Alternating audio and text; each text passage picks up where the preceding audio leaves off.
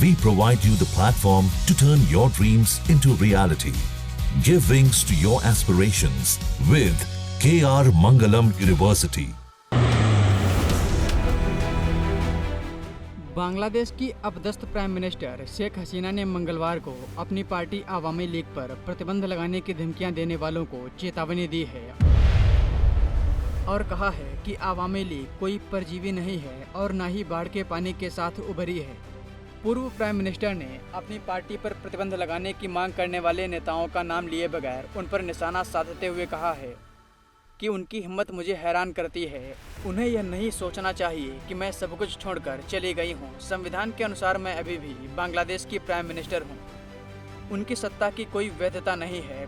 पिछले साल अगस्त से भारत में रह रही शेख हसीना ने पार्टी के कार्यकर्ताओं और समर्थकों को वर्चुअल माध्यम से संबोधित करते हुए कहा, प्रतिबंध की मांग करने वालों के क्या अधिकार हैं? यूनुस खुद फांसीवादी हैं क्योंकि उन्होंने श्रमिकों, शिक्षकों, छात्रों और अन्य लोगों पर क्रूर कार्रवाई की जो अपनी उचित मांगों के लिए अभियान चला रहे थे।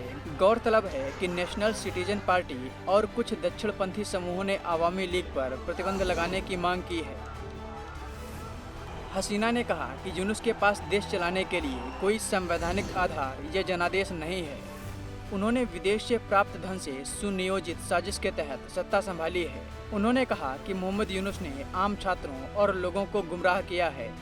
जिन लोगों ने ऐसा किया है उनका मुकदमा एक दिन बांग्लादेश की धरती पर जरूर चलेगा। शेख हसीना ने कहा कि यूनुस का असली चेहरा अब दुनिया के लोगों के सामने बेनकाब हो चुका है। लोगों को एहसास हो गया है कि वह कितना धोखेबाज, भ्रष्ट और आतंकी है। वास्तव में वह किसी जन आंदोलन के जरिए सत्ता में नहीं आए बल्कि चालाकी भरी साजिश के जरिए आए हैं। क्या यूनुस या उनकी सलाहकार परिषद की कोई वैधता है? बता दें कि छात्रों के आंदोलन की वजह से शेख हसीना बांग्लादेश छोड़कर अगस्त में भारत आ गई थी। उसके बाद मोहम्मद यूनुस बांग्लादेश की सत्ता पर काबिज हो गए थे। इस घटना के कई महीने हो गए लेकिन बांग्लादेश में अभी तक कोई भी चुनाव नहीं हुए और जिस तरह से मोहम्मद यूनुस काम कर रहे हैं उसे देखकर ऐसा नहीं लगता कि वो चुनाव कराने के मूड में हैं। हाल ही में बैंकॉक में उनकी मुलाकात पीएम मोदी से भी हुई थी। पीएम मोदी की तरफ से कहा गया था कि वो लोकतांत्रिक बांग्लादेश का समर्थन करते हैं।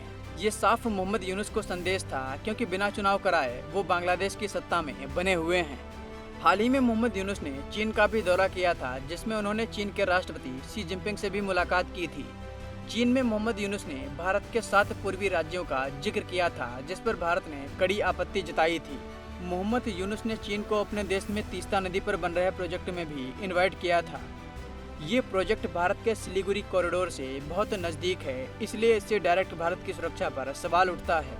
बांग्लादेश में जब से मोहम्मद यूनुस सरकार में आए हैं तब से यहाँ भारत विरोधी गतिविधियाँ बहुत ज़्यादा बढ़ गई हैं।